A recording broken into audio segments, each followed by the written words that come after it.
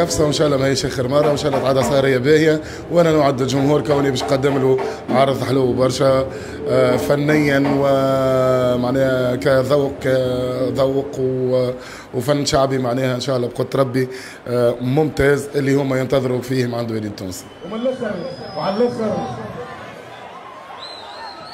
بلا قفصه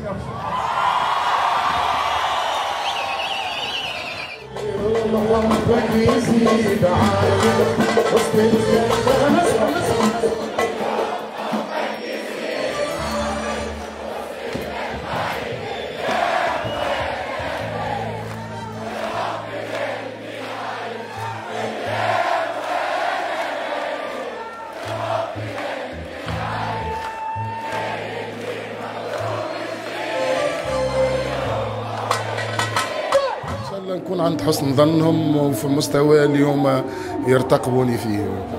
سهرة حلوة برشا ومزيانة وتفرهدنا، وإن شاء الله ديما هك. عملنا جو، وليد التونسي عمل لنا جو مش نورمال اليوم. الحضور نتاعها ما شاء الله، معناها حتى من الببليك شيخ معاه، فهمت، وسهرية عالمية. تعدت سهرية حلوة ياسر مع وليد التونسي، والجمهور تفاعلوا معاه. تبارك الله مع ولاد قفصة وجماعة قفصة معناه، وكانت أحلى غنية غناها كل يوم حبك يزيد، ومرحبا بيه في قفصة.